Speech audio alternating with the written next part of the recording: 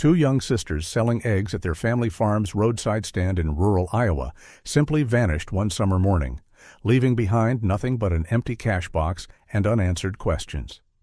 For months their parents endured accusations and sleepless nights, never knowing if their daughters were dead or alive. But 3 years later, a hobbyist with a fishing magnet makes an unexpected catch in the local creek, something that would expose a truth so disturbing it would shatter an entire community's sense of safety forever. The morning sun cast long shadows across the vegetable garden as Grace Whitfield knelt between the rows of tomatoes, her worn gardening gloves already dirt-stained from an hour of pulling weeds. It was Tuesday, just past 9 o'clock, and the Iowa heat was already building, promising another scorching July day. She could hear the distant rumble of Garrett's tractor in the far field, the familiar sound that had become the soundtrack of their 23 years of marriage on this farm. Grace paused to wipe sweat from her forehead, leaving a streak of dirt across her skin, when she heard the crunch of gravel from their long driveway. Looking up, she saw Sheriff Daniels' cruiser approaching, followed by two unmarked vehicles she didn't recognize. Her stomach tightened instinctively. Police cars at a farm were rarely good news. She stood slowly, her knees protesting after kneeling for so long, and wiped her dirty hands on her faded jeans. Sheriff Daniels had been a family friend for years, attending the same church, buying eggs from their roadside stand when the girls ran it. But as he stepped out of his cruiser, his face bore an expression she'd never seen before, a mixture of professional grimness and personal sorrow. "Morning, Grace," he said quietly as he approached. Two people in suits emerged from the unmarked cars, a man and a woman, both carrying themselves with the rigid posture of law enforcement. "These are Detectives Morrison and Chen from the State Police. We need to speak with you. Is there somewhere private we can talk?" Grace's mouth went dry. "What's this about, Tom?" She used his first name, hoping to break through the official facade, but he merely gestured toward the house. "Please, Grace, inside would be best." She led them through the back door into the kitchen, her muddy boots leaving prints on the linoleum she'd mopped just yesterday. The detectives waited until she'd pulled out chairs around the worn oak table before introducing themselves properly. Detective Morrison, the older of the two with graying temples, took the lead. "Mrs. Whitfield, there's no easy way to say this," he began, pulling out a tablet from his briefcase. "This morning, a magnet fisher found something in Cedar Creek. It was an old milk can, and when he pulled it up—" He paused, glancing at Sheriff Daniels, who nodded slightly. "There were human remains inside. Small remains. We have reason to believe they may be your daughter Nora." The words hit Grace like a physical blow. Her legs gave out, and she grabbed the edge of the kitchen table for support, her knuckles white against the dark wood. "No," she whispered, then louder. "No, that's not possible. Nora's out there somewhere. She and Cora, they're just—" Detective Chen, younger with sympathetic eyes, turned the tablet toward Grace. "I'm sorry, but we need you to look at these photos. Can you identify this milk can?" Grace forced herself to look at the screen. The image showed a weathered metal milk can, rust-stained and covered in river muck, but the marking was still visible. "Farmhouse" in faded letters, with their farm's old logo, a simple drawing of a cow that Garrett's father had designed 40 years ago. "Oh, God," Grace breathed. We had dozens of those. Before we switched to the modern cooling tanks. We sold most of them at a farm auction, but kept some in the old barn. I don't know how many." Morrison swiped to the next photo. Grace caught a glimpse of something wrapped in blue tarp with yellow stripes before she had to look away, her stomach heaving. Small bones, so terribly small, and tattered fabric that might have been. "I can't," she gasped. "Please, I can't look at that." "The medical examiner will need to confirm through DNA," Chen said gently, closing the tablet. "But the remains are consistent with a child of Nora's age at the time of disappearance. The preservation in the sealed can means we should be able to make a positive identification." From outside came the sound of the tractor engine cutting off. Grace saw Garrett jumping down from the cab, having spotted the police cars. He was running toward the house, his work shirt flapping behind him. He burst through the door, taking in the scene, the officers, Grace's stricken face, and his expression shifted from confusion to dread. "What's happened?" he demanded. "Grace?" Sheriff Daniels stood up. "Garrett, you should sit down." "Tell me standing," Garrett said, but his voice wavered. The sheriff repeated the devastating news, each word seeming to age Garrett years. He sank into the chair next to Grace, reaching for her hand. "Where?" he asked hoarsely. "Where in Cedar Creek?" "Near the old railroad bridge," Morrison answered. "The can was wedged under some submerged logs. If not for the magnet fissure, it might never have been found." Detective Chen cleared her throat. "Mr. and Mrs. Whitfield, I know this is an incredibly difficult time, but we need to search your property. Specifically, we need to inventory any remaining milk cans and collect evidence." Garrett's head snapped up. "Evidence? What kind of evidence?" Morrison's face was professionally neutral. "The milk can came from your farm.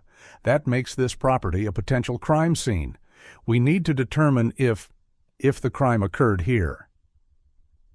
"You think we—" Grace couldn't finish the sentence. The implication was too horrific. "You think we killed our own daughter?" "We have to follow the evidence," Chen said. "I'm truly sorry, but we have a warrant." As if on cue, more vehicles began arriving. Crime scene technicians in white coveralls emerged with metal detectors, evidence bags, and cameras. Grace watched numbly as they spread across the property she and Garrett had worked so hard to maintain, treating their home like a crime scene. "I'm calling our lawyer," Garrett said, his voice steady despite the tremor in his hands. He pulled out his phone and dialed Sarah Thornton, the attorney who'd handled their farm's legal matters for years. Grace heard him explaining in clipped sentences, his voice breaking when he had to say, "Nora's remains." Within 20 minutes, Sarah's BMW was speeding up the driveway.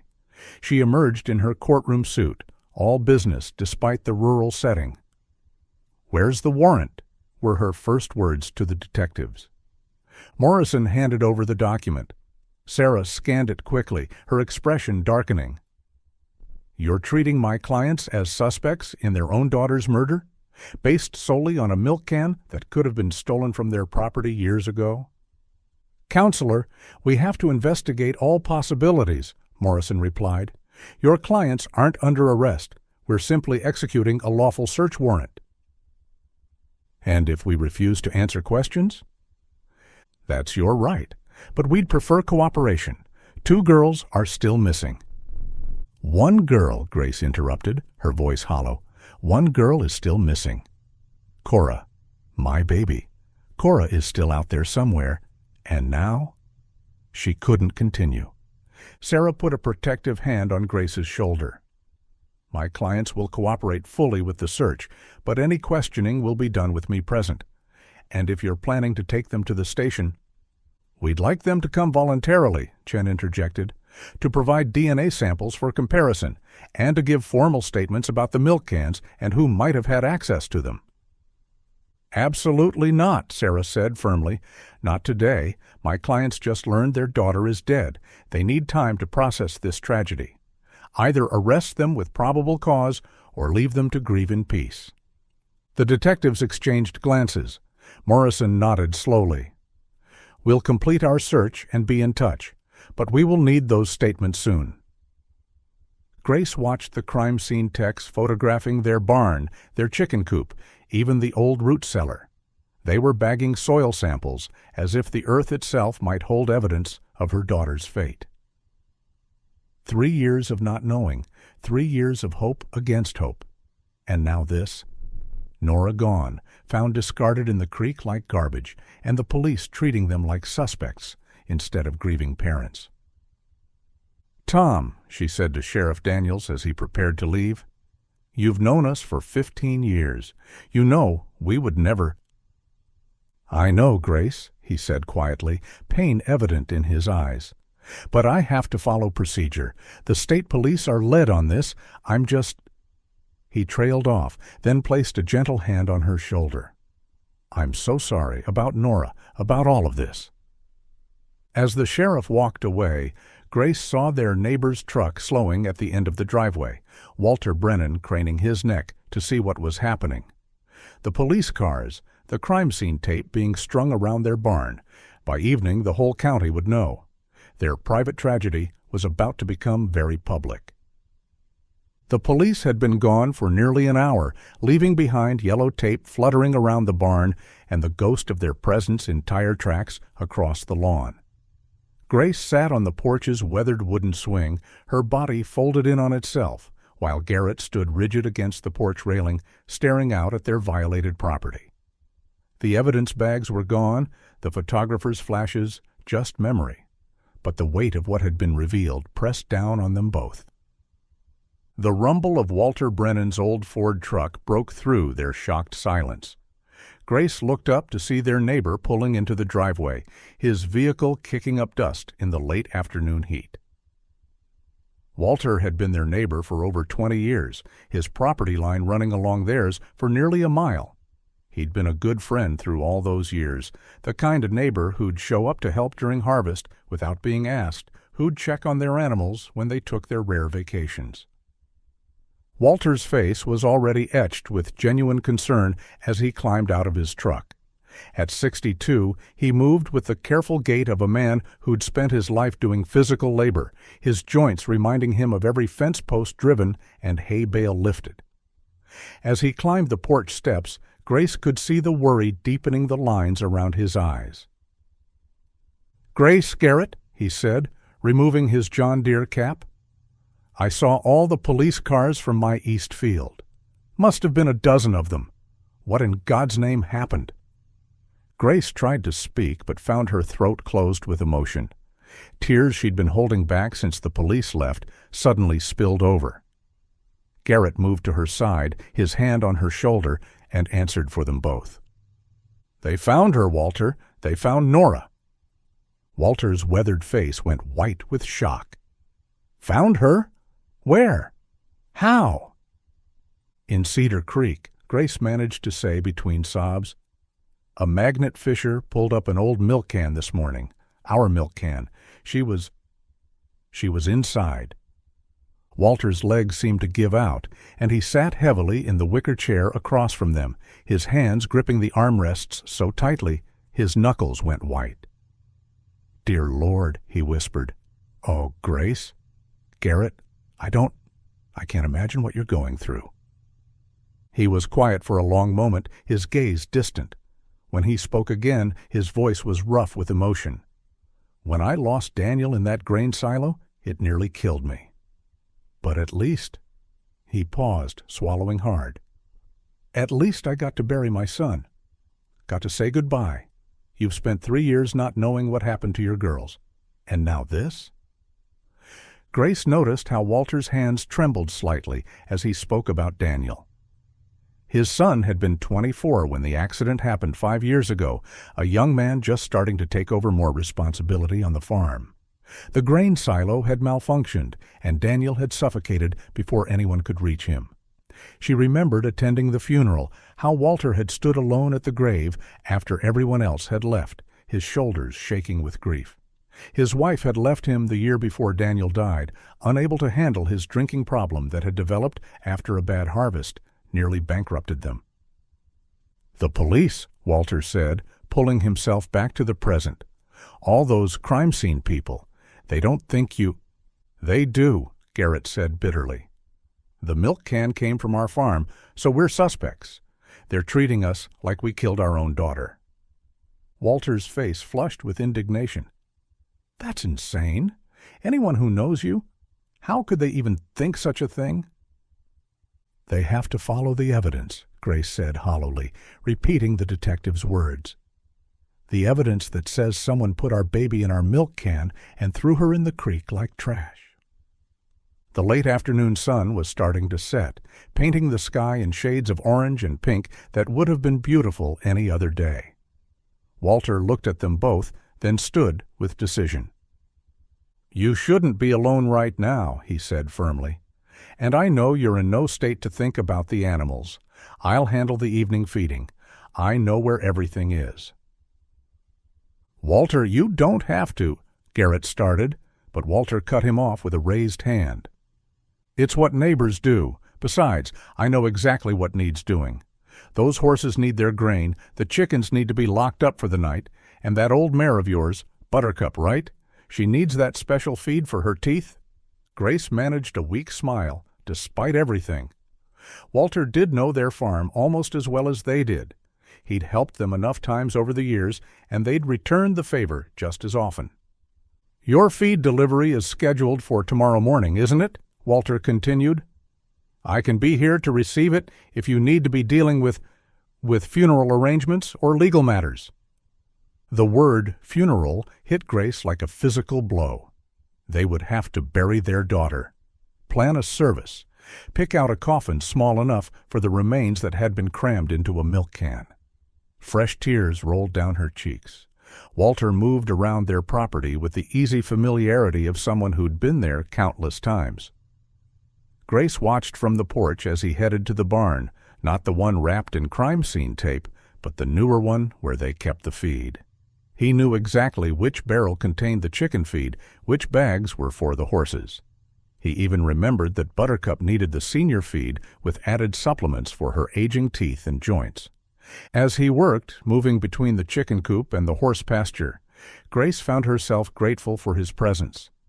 The routine of farm chores, even performed by someone else, provided a tiny bit of normalcy in a day that had shattered their world.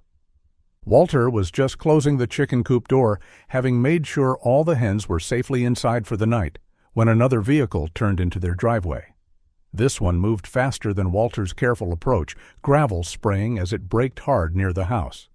The Channel 7 logo on the van's side made Grace's stomach drop.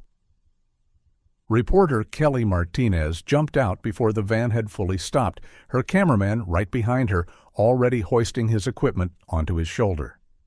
Martinez was young, maybe late 20s, with perfectly styled dark hair that seemed impossibly maintained in the rural Iowa heat.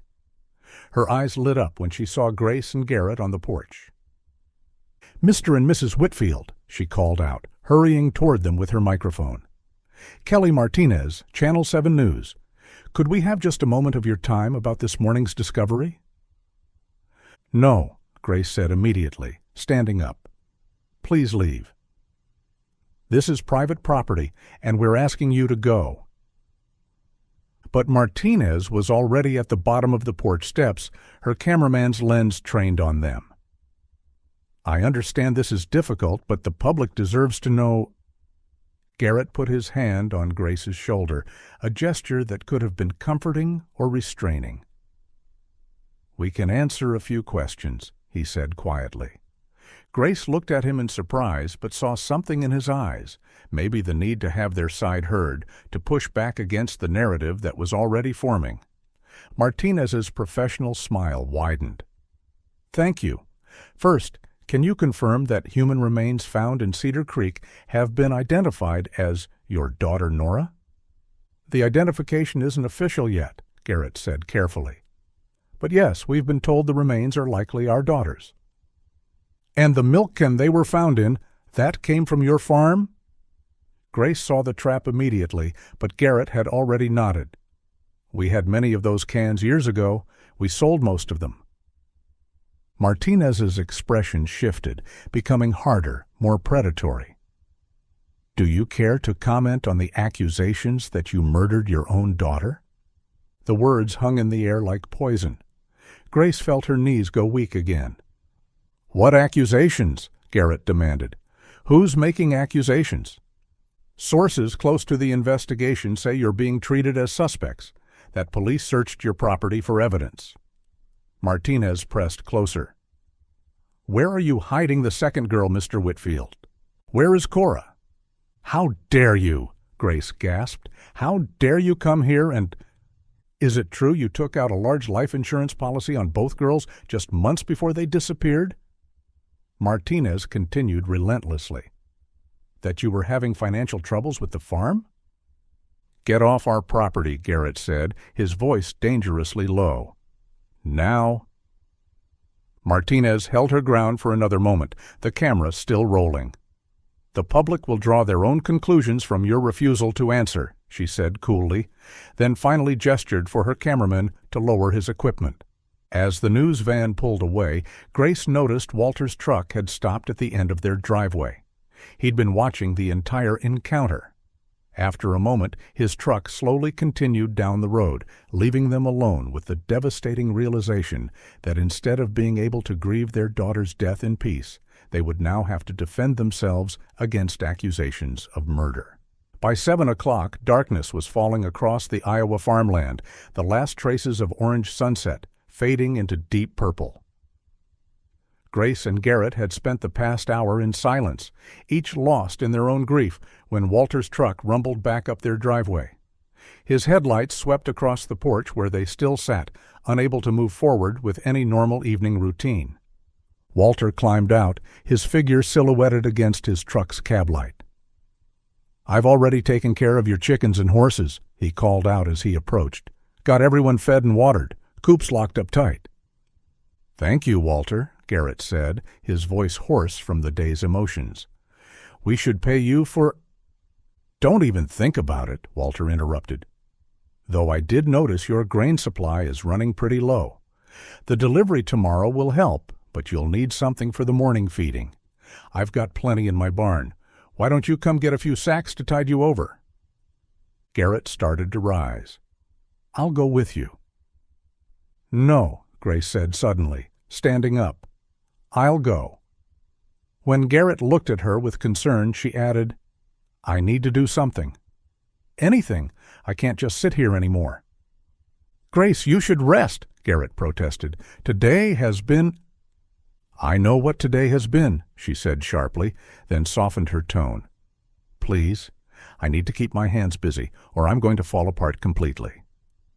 Garrett understood that need, the desperate desire to do something practical, something normal, when your world had been shattered. He nodded reluctantly. Grace climbed into Walter's truck, the familiar smell of feed dust and old leather somehow comforting. They drove the short distance to his property in silence, the truck's headlights cutting through the gathering darkness. Walter's barn loomed ahead, a massive structure that had stood for nearly a century, weathered but solid. Inside, a single overhead bulb cast harsh shadows across the packed dirt floor and equipment-lined walls. The barn smelled of hay and motor oil, the sense of a working farm. Walter led her to the feed storage area, pointing out several 50-pound sacks of grain. "This should get you through a couple days," he said, hefting the first sack. "Here, you get that end." Grace moved to help him, grateful for the physical task. They worked together to load the first sack into his truck bed, then returned for another. As Walter reached for the second bag, Grace's eyes wandered around the familiar space. That's when she saw it, a roll of blue work tarp tucked behind an old cultivator, the distinctive yellow stripes visible even in the dim light. The image from the detective's tablet crashed into her mind with violent clarity. The small form wrapped in that same blue tarp with yellow stripes, the way the plastic had degraded after years in water but still held its terrible secret. Her baby, her Nora, wrapped and discarded like— The world tilted. Grace stumbled backward, her vision graying at the edges. She reached out blindly for support but misjudged the distance, her head connecting hard with a low wooden beam. Pain exploded across her forehead, and she felt herself falling. "Grace!" Walter dropped the grain sack and rushed to her, catching her before she hit the ground. "What happened? Are you all right?" She touched her forehead, and her fingers came away sticky with blood. A small cut, but head wounds always bled freely. "The tarp," she managed to say, pointing with a shaking hand. "It's the same in the photos, wrapped around." Understanding dawned on Walter's face. He looked stricken as he helped her to an overturned bucket to sit on. "Oh God, Grace, I'm sorry. I didn't think— Here, let me get that out of sight." He quickly moved to the tarp, rolling it up tighter and shoving it behind other equipment where it couldn't be seen. When he returned, he had an old but clean rag in his hand, which he pressed gently to her forehead. "I'm so sorry you had to see that," he said, his voice full of genuine remorse. "I use those tarps for everything around here, covering equipment, lining the truck bed. I never thought about how it might, after what you saw today." Grace held the rag to her head, the sharp pain somehow grounding her in the present moment.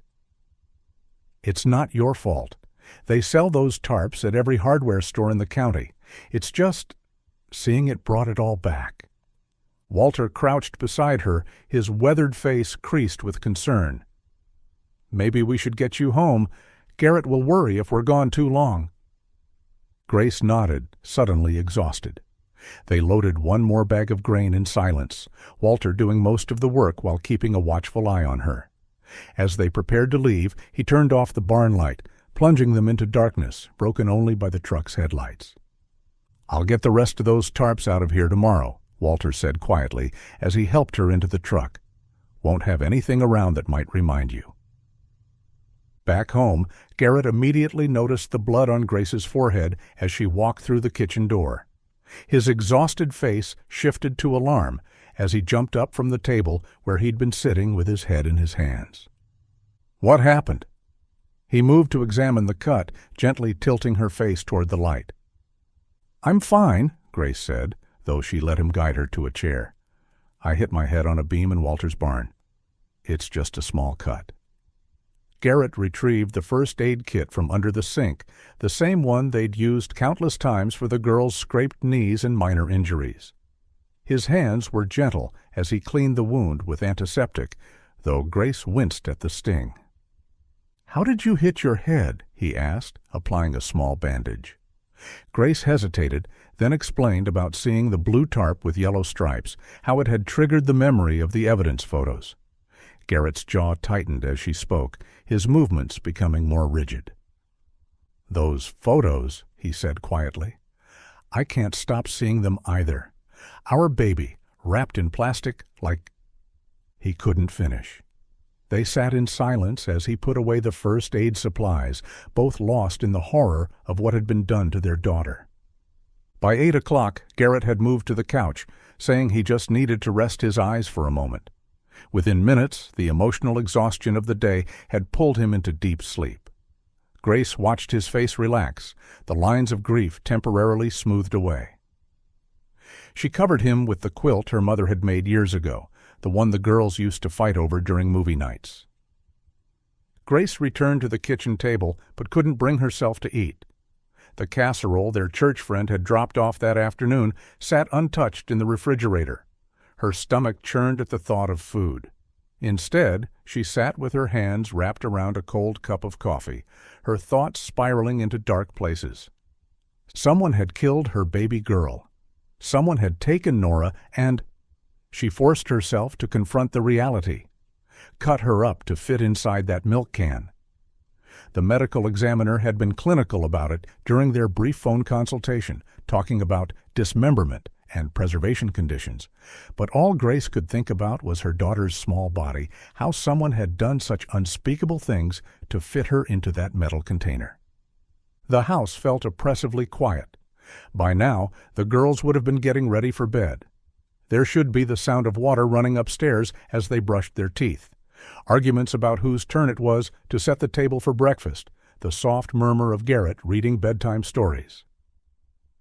Nora had loved the Little House books, always asking for just one more chapter. Cora preferred picture books about animals, making Garrett do all the voices. Now there was nothing but the tick of the kitchen clock and Garrett's soft snoring from the living room.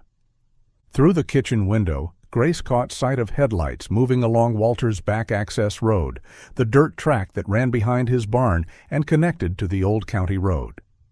The lights stopped and went dark near his barn. Walter was probably doing his evening equipment maintenance, she realized. He'd always been a creature of habit, checking his machinery every night, making sure everything was ready for the next day's work. She thought about how Walter had maintained these routines even after losing Daniel. He'd told her once that the predictability of farm life had saved him after his son's death. The animals still needed feeding, The crops still needed tending. The equipment still needed maintaining. The rhythm of farm life didn't pause for grief. Grace glanced at Garrett again. He was sleeping so deeply, more exhausted than she'd ever seen him. Today had aged him years in just hours. She couldn't bear to wake him, but her mind wouldn't stop racing, circling around the funeral arrangements that would need to be made. They'd need Walter's flatbed trailer to transport chairs from the church for the service. Their own truck wasn't big enough, and Walter had always been generous about lending equipment. She could walk over and ask him now while she knew he was in the barn, rather than burden Garrett with one more task in the morning. The decision made, Grace quietly took her phone from the counter and slipped out the back door. The night was warm and humid, typical for July in Iowa. Crickets chirped in the darkness, and somewhere in the distance, a dog barked. The walk to Walter's property along their shared fence line was one she'd made countless times over the years. They'd worn a path through the grass from decades of neighboring, borrowing tools, sharing equipment, helping with harvests. Tonight, she used her phone's flashlight to navigate, the bright LED beam cutting through the darkness.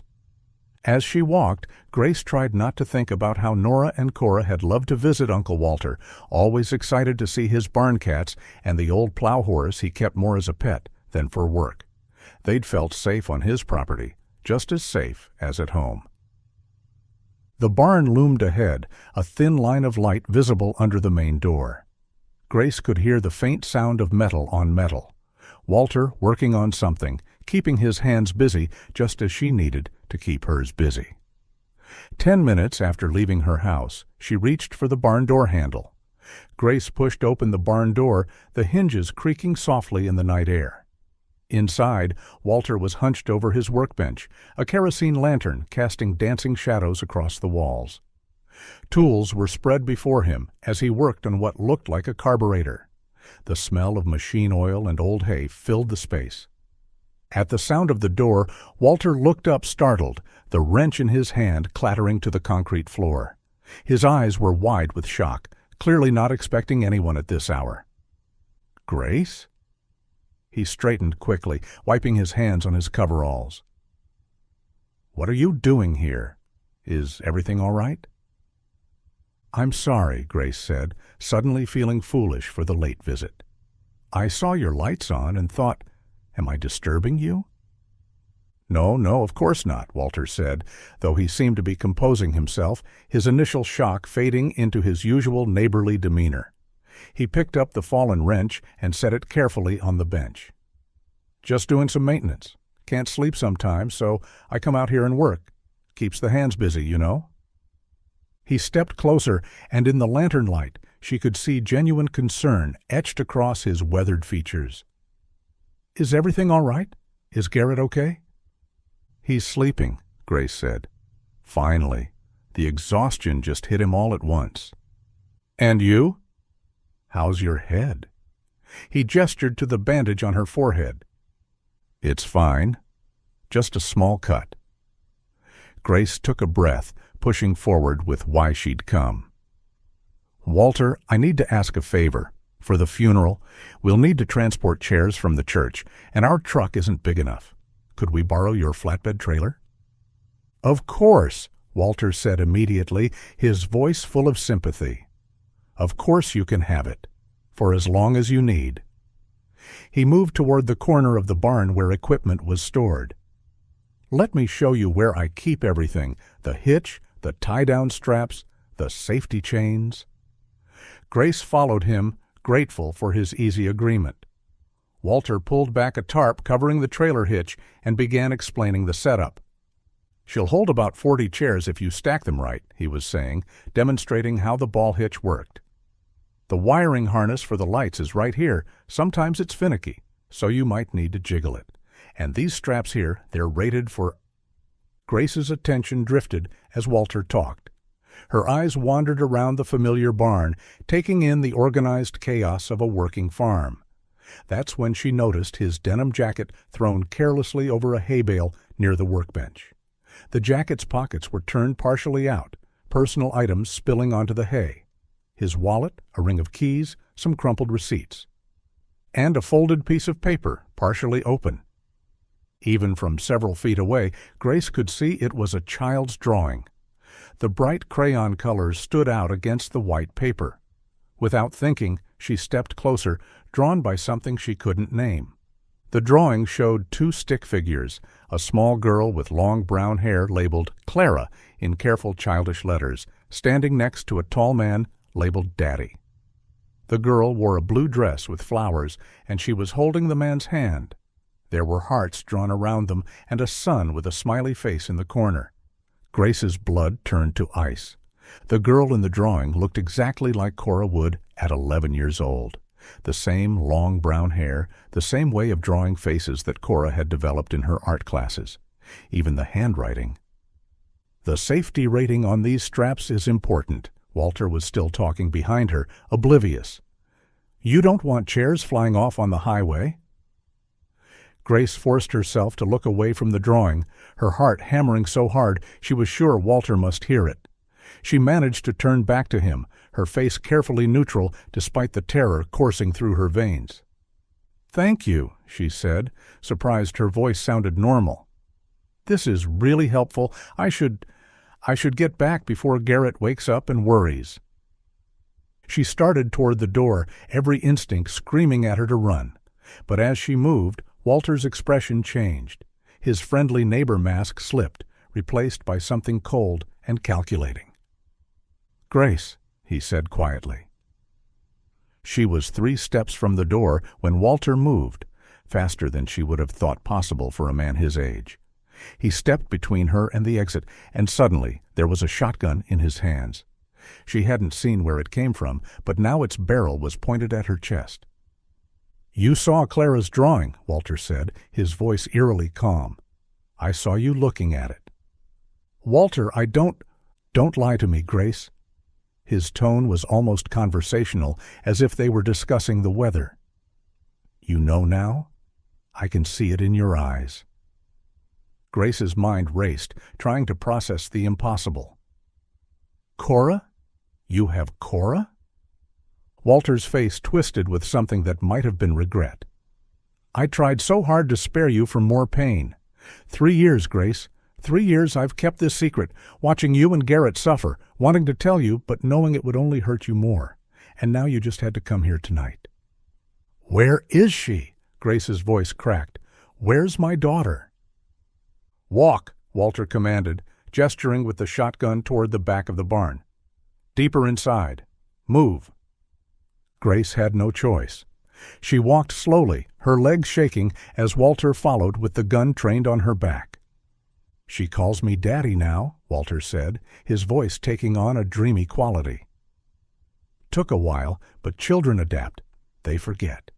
She's happy, Grace. I want you to know that. She's been happy." "And Nora?" Grace could barely get the words out. Walter's expression darkened. "She got sick 2 years ago. Pneumonia, I think. I tried everything, antibiotics from the vet supply, fever reducers, even some old remedies my grandmother used, but she kept getting worse." Grace felt her knees buckle, but Walter prodded her with the gun barrel to keep moving. "I couldn't take her to a doctor," he continued, his voice matter of fact. "You understand that, right? They would have taken Clara away too. So I did what I could, but she was so small, so fragile. When she died, I preserved her as best I could until I could figure out what to do." The full horror of it crashed over Grace. Walter had taken both her daughters. He'd kept them hidden for 3 years, while she and Garrett died inside, every day not knowing.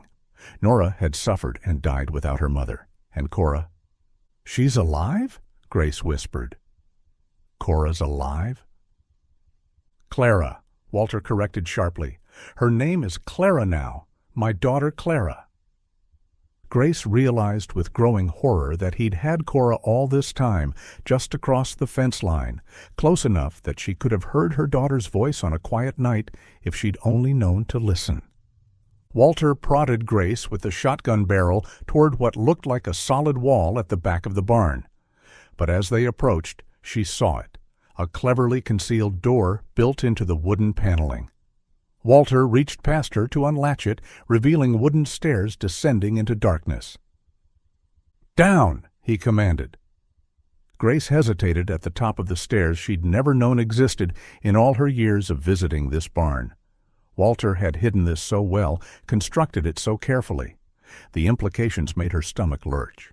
"Move," Walter said, his voice harder now. She descended the wooden steps, her hand gripping the rough rail.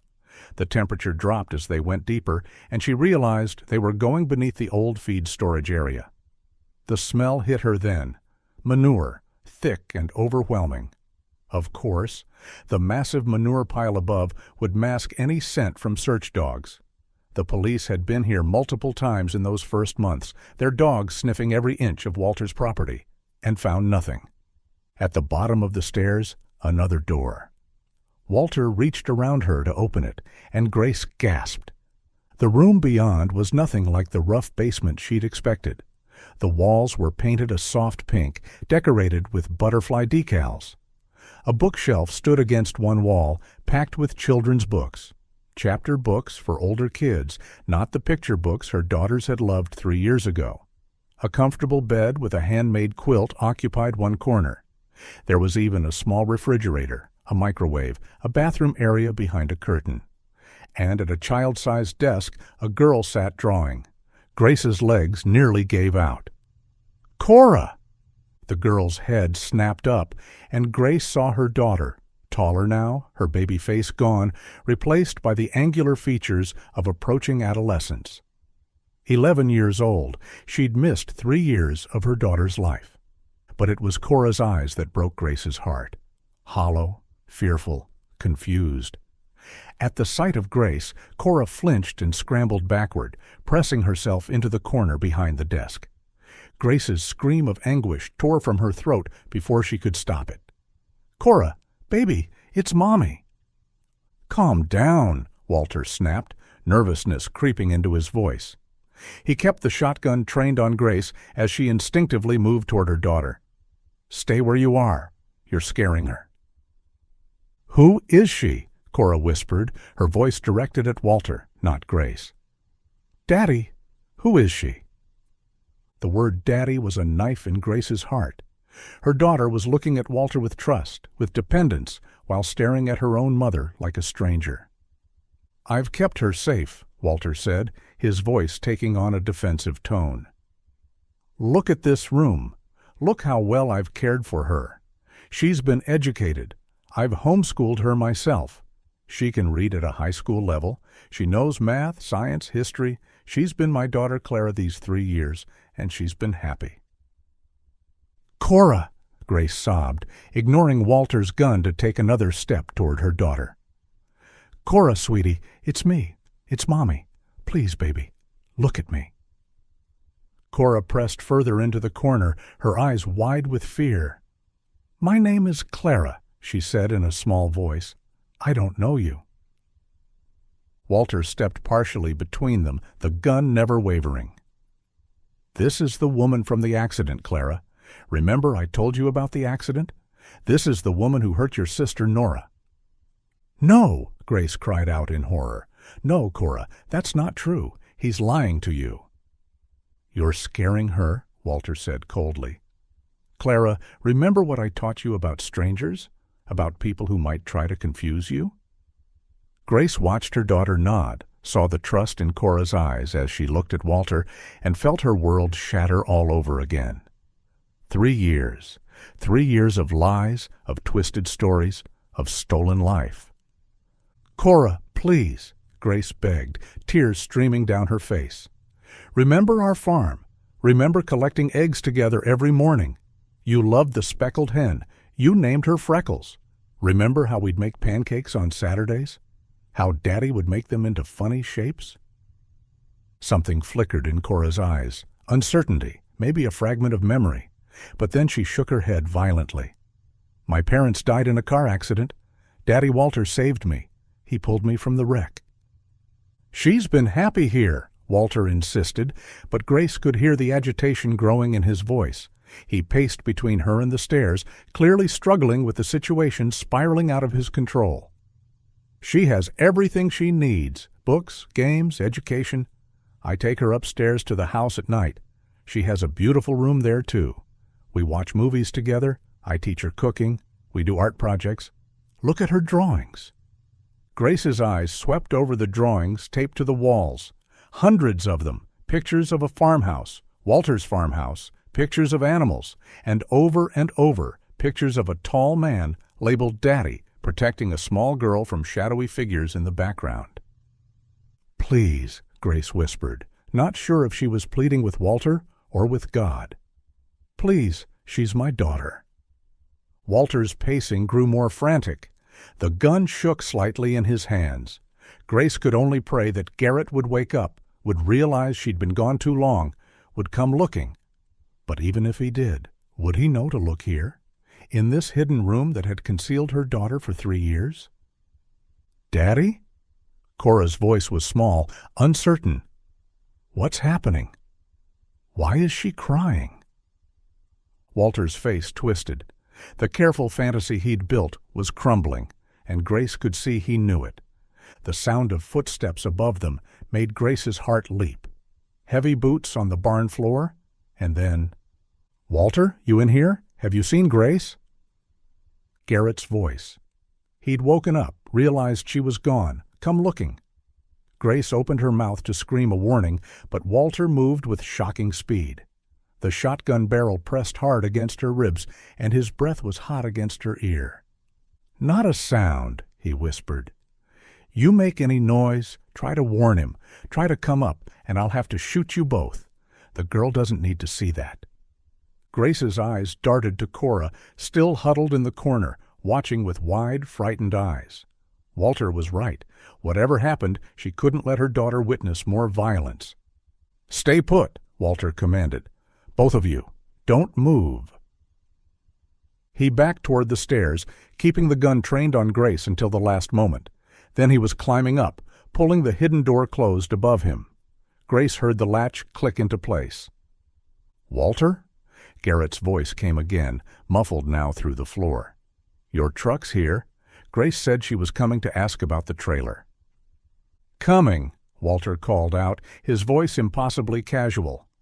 Grace heard his footsteps moving across the barn floor above. "Yeah, she was here earlier, asked about the trailer for the funeral. I showed her where everything was, then she headed back. Must have just missed her." "She's not at home," Garrett said, and Grace could hear the worry in his voice. "It's been over half an hour." "Probably took the long way back," Walter suggested. "You know how it is. Sometimes you need to walk to clear your head. Hell of a day you folks have had." Grace looked at her daughter, at Cora, who was watching her with terrified confusion. This might be their only chance. If Walter convinced Garrett to leave, if he came back down here with that gun? She thought of Nora, of how her baby had died sick and afraid in this man's captivity. She thought of 3 years of not knowing, of the police treating them like suspects while their daughter was right here, just across the fence line. Gathering every ounce of courage she had, Grace raced for the stairs. Her hands hit the door hard, fumbling for the latch. Found it, burst through. "Garrett, he has Cora!" she screamed. "He has our baby!" The scene in the barn erupted into chaos. Walter spun around from where he'd been leading Garrett toward the door, his face contorted with rage and desperation. The shotgun, he'd propped it against the barn wall while talking to Garrett, trying to appear normal. Walter lunged for the weapon. Grace threw herself forward, knowing she had to reach it first, or they were all dead. Her hands closed on the barrel just as Walter grabbed the stock. They struggled violently, the gun between them. Walter was stronger, years of farm work giving him an advantage. The barrel swung wildly as Grace fought to keep him from gaining control. "Grace!" Garrett's shocked voice, still processing what she'd screamed. "What?" "He has Cora!" Grace gasped out between struggles. "Downstairs." "Hidden room?" Understanding crashed over Garrett's face. He didn't hesitate, didn't question. He launched himself at Walter from the side, all 3 of them now tangled in a desperate fight for the weapon. The gun swung between them, Walter's finger dangerously close to the trigger. Grace felt her grip slipping, Walter's superior strength slowly overwhelming her. Garrett had his hands on the stock now, too, 4 hands fighting for control of one weapon. A moment of clarity hit Grace. She couldn't win this fight, but she could make sure someone survived to save Cora. She let go. The sudden release sent Walter stumbling backward, with Garrett still grappling him. Grace didn't wait to see what happened. She ran, out of the barn, into the night, her legs pumping as fast as they could carry her. Behind her, she could hear the men crashing into equipment, grunting with effort, the clatter of tools being knocked over in their struggle. The house? She had to reach the house. Call for help. Her lungs burned as she sprinted along the fence line. Behind her, a cry of pain. She couldn't tell whose. The house lights beckoned ahead. She crashed through the back door, lungs heaving, hands shaking so badly she could barely dial. 911, what's your emergency? This is Grace Whitfield, 4782 County Road 12, she screamed into the phone. Walter Brennan has my daughter. He's had her for 3 years. My husband's fighting him. He has a gun. Please send help. Ma'am, slow down. You said someone has your daughter? He kidnapped her 3 years ago. She's in a hidden room under his barn. Please, they're fighting. He has a shotgun. Officers are on the way, ma'am. Stay on the line. Grace dropped the phone. Garrett's backup pistol, he kept it in the kitchen drawer. Her hands closed around the familiar grip. She'd only fired it once, years ago, when Garrett insisted on teaching her, but it was loaded and ready. She ran back out into the night, the weapon heavy in her hands. Already she could hear sirens in the distance. Rural Iowa or not, a kidnapping in progress brought everyone. By the time she reached Walter's barn, red and blue lights were painting the sky. Police cars skidded into the yard, officers jumping out with weapons drawn. An ambulance followed, then more cars, state police, sheriff's department, even unmarked vehicles. Grace burst into the barn to find Garrett standing over Walter, who was writhing on the ground. Blood seeped between Walter's fingers where he clutched his leg. The shotgun lay several feet away. In the struggle, it had discharged. Garrett! Grace ran to him, checking frantically for injuries. Are you hurt? I'm okay, he panted. Gun went off when we were fighting, hit him in the leg. Grace, did you say, is Cora really? Down here, Grace called to the SWAT officers now swarming the property. There's a hidden door. My daughter's down there. She didn't wait for them to secure the scene. While EMTs rushed to treat Walter, keeping him restrained even as they worked, Grace ran back to the hidden door. She yanked it open and flew down the stairs. Cora was exactly where she'd left her, pressed into the corner, tears streaming down her face. Daddy Walter? She was crying. I want Daddy Walter. Grace's heart shattered all over again, but she pushed through the pain. She gathered her daughter into her arms, holding tight even as Cora struggled. It's okay, baby, Grace whispered. It's okay. You're safe now. I've got you. Police photographers were already descending the stairs, documenting everything. The drawings covering the walls, hundreds of them. The homeschool workbook stacked neatly on the shelf. The calendar where Walter had marked off 3 years of stolen days with little stars and smiley faces. Evidence of a life lived in captivity, of a childhood stolen and remade. Grace carried Cora up the stairs, her daughter's arms finally, tentatively, wrapping around her neck. They emerged into a chaos of flashing lights, 20 emergency vehicles at least, more arriving every moment. The biggest crime scene Cedar County had ever seen. Garrett rushed to them immediately, tears streaming down his face as he wrapped both of them in his arms. Cora, he whispered, his voice breaking, my baby girl. But Cora stiffened in their embrace, turning her face away from Garrett to look back toward the barn where EMTs were loading Walter onto a stretcher. Daddy? She called out, her voice small and confused. What's happening to Daddy? A female officer approached them gently, a shock blanket in her hands. We need to get her to the hospital, she said softly. Both of you should come too. The detectives will need statements, but that can wait. Your daughter needs medical attention first." As they moved toward the waiting ambulance, Grace caught sight of Sheriff Daniels, his face a mixture of relief and horror. He'd been their friend for so many years, had helped search for the girls, never imagining they were right across the property line the entire time. The weight of that failure was written in every line of his weathered face. The fluorescent lights of Cedar County Hospital's surgical wing cast harsh shadows as Detective Morrison sat beside Walter Brennan's gurney. Walter was under police guard, 2 officers stationed outside the recovery room, his right leg heavily bandaged where the shotgun pellet had torn through muscle and shattered bone. The anesthesia was wearing off, and Morrison had been waiting for this moment, that twilight state where inhibitions were lowered but the mind was clear enough to speak. Walter's eyes fluttered open, unfocused at first, then sharpening as they landed on Morrison's badge. "Mr. Brennan," Morrison said quietly, his digital recorder already running. "I'm Detective Morrison. You're in the hospital. You've had surgery on your leg. Do you understand?" Walter nodded slowly, his mouth dry. A nurse provided water through a straw, then stepped back out of the room at Morrison's gesture. "I need to advise you of your rights," Morrison began, but Walter interrupted. "I'll tell you everything," he said, his voice hoarse but clear. "They deserve to know what happened to their girls." Morrison kept his expression neutral, despite the chill that ran down his spine. "Start from the beginning."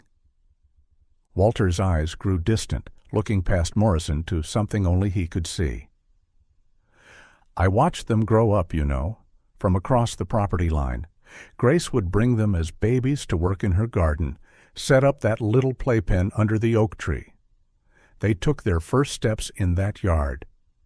I watched it all." His voice took on a wistful quality. "After Daniel died, after Mary left me, those girls they were like sunlight, the only bright thing I could see from my property. They'd wave to me when they saw me in my fields, called me Uncle Walter." "The kidnapping," Morrison prompted gently. "Tell me about that day 3 years ago." Walter's hands moved restlessly on the hospital blanket. "It wasn't spontaneous. I'd been planning for months. Built that room under the barn first. Took me nearly a year, working only at night. Had to be careful about the ventilation, the soundproofing. Couldn't have anyone hearing." Morrison fought to keep his revulsion from showing. The premeditation was chilling. "I knew their routine," Walter continued. "Knew Grace and Garrett couldn't see the egg stand from their house. I'd checked the sight lines carefully. The girls trusted me completely. Why wouldn't they? I'd been Uncle Walter their whole lives." "What happened that day?" "I drove up to their stand just like any other customer. Told them I needed 24 eggs for a church bake sale, but had forgotten my wallet. Asked if they'd mind riding with me to my farm to get paid." Walter's voice cracked slightly. "They climbed right into my truck. Nora was chattering about school starting soon. Cora had her favorite doll." "And then?"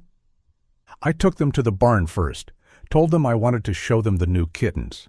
They loved animals, especially Cora. Once they were down in the room—" He paused, swallowing hard. "I told them there had been an accident, that their parents were hurt, and I was going to take care of them until everything was okay." Morrison made notes, his stomach turning. "What about Nora?" "Tell me what happened to her." Walter's composure finally cracked, tears sliding down his weathered cheeks. "She got sick 2 years ago, spring of last year. Started as just a cough, but it got worse. High fever, trouble breathing. I think it was pneumonia." "Why didn't you take her to a doctor?" "How could I?" Walter's voice rose slightly. "They would have taken Clara away. I tried everything, antibiotics from the vet supply, fever reducers, even some old remedies my grandmother used. Clara begged me to get help for her sister, but I couldn't risk it." Morrison had to pause the recording briefly as Walter broke down completely. When he composed himself, the story continued, each detail more horrific than the last. She deteriorated over 3 weeks. I stayed with her constantly, trying to keep her comfortable. Clara wouldn't leave her side. When she finally... Walter couldn't say the word. I wrapped her in blankets and put her in the large freezer in my processing shed. I didn't know what else to do. "The milk can," Morrison prompted, though the detective beside him had to step out of the room. "I remembered seeing them during the Whitfield's barn sale years back. Snuck over one night and took one. Then I..." Walter's voice dropped to a whisper. "I had to make her fit. Used the tools from my processing shed. Waited for the spring flooding to put it in the creek. Thought the water would take it far away, or if someone found it, they'd suspect the parents. The can came from their farm, after all." Morrison forced himself to continue. "Tell me about Cora. How did you manage to hide her during all the searches?" Walter seemed to strengthen slightly, a disturbing pride entering his voice. "I'd move her between the barn room and the house. Had a beautiful room set up in the attic. It used to be Daniel's room. Painted it pink, bought every toy and book a girl could want. During the searches, I'd keep her in whichever location they weren't checking. The dogs never found the barn room because of the manure pile above it." "And you told her what about her family?" "That they died in a car accident along with her sister, that I'd pulled her from the wreck, saved her. She was young enough that after a few months she started to believe it. Called me Daddy, said her name was Clara." In the pediatric ward 2 floors up, Grace sat in an uncomfortable chair beside Cora's bed, holding her daughter's hand, even though Cora kept trying to pull away. Child psychologist Dr. Elena Marsh was gently working with the girl, who clutched a worn teddy bear, one of many toys Walter had provided. "Clara, can you tell me about your drawings?" Dr. Marsh asked, holding up one of hundreds they'd recovered from Walter's property. "My name is Clara," Cora insisted, her voice small but firm. "Daddy says you're trying to confuse me. He warned me about bad people who might try to take me away." Grace bit her lip to keep from sobbing. Her daughter was right there, alive, breathing, but might as well have been a stranger. The drawings spread across the hospital table showed a happy life. A girl and her daddy reading together, cooking, playing games. And always, in the background, shadowy figures labeled bad people that Daddy was protecting her from. "What happened to your sister?" Dr. Marsh asked gently. Cora's face crumpled. "She got sick. Daddy tried to save her, but she died. It wasn't his fault. He did everything he could." Down in the surgical ward, Walter was still talking, the words pouring out like a confession in a cathedral. "I homeschooled her using online curriculum. She's brilliant, reads at a high school level now. I taught her mathematics, science, history. We'd have art time every afternoon. She loves to draw." "And she never questioned the story about her parents?" "She did at first, but children's memories fade. I'd show her news articles about car accidents, tell her that's what happened to her family. After a year, she stopped asking. After 2, she called me Daddy without prompting. By year 3, she was Clara completely." The lead detective entered the room, having composed himself. "Mr. Brennan, our psychiatrists have completed their initial evaluation. You've been diagnosed with severe delusional disorder stemming from your son's death. Do you understand what that means?" Walter's eyes flashed. "I'm not crazy. I love those girls. I was a good father to them." "You kidnapped them. Nora died in your care. Cora doesn't even know who she really is anymore." "Clara?" Walter corrected sharply. "Her name is Clara, and she's happy. She's been happy." Back in the pediatric ward, Dr. Marsh was explaining the long road ahead to Grace and Garrett, who'd arrived after giving his own statement to police. "She's been living in an alternate reality for 3 years, Dr. Marsh said gently. "In her mind, Walter is her father. You're strangers who are trying to take her away from the only life she remembers. It will take months, maybe years, for her to process the truth and readjust." "But she will?" Grace asked desperately. "She'll remember us eventually?" "Memory recovery in children is complex. Some memories may return, Others are likely lost forever. The trauma of having her perceived reality shattered. It's going to be a difficult journey. She'll need intensive therapy, patience, and time. Grace looked at her daughter, who was drawing again, always drawing, as if she could make sense of the world through crayons and paper. "We'll wait as long as it takes. She's alive. That's all that matters." But even as she said it, her heart broke for Nora, who'd died sick and afraid, calling for a mother who couldn't come. The child who'd been disposed of like garbage by a man who claimed to love her. As Walter was prepared for transport to the county jail, he was wheeled past the hospital lobby where Grace and Garrett were filling out paperwork. He saw them through the glass doors and called out, his voice carrying despite the guards' attempts to quiet him. "I loved them both," he shouted. "I was a good father to them. Tell Clara I love her. Tell her Daddy loves her." Grace turned away, unable to look at the man who'd stolen 3 years of their lives, who'd killed one daughter and brainwashed the other. Garrett's arm came around her shoulders as the elevator doors closed on Walter's desperate face, still lost in the delusion that he'd been saving the girls rather than destroying them.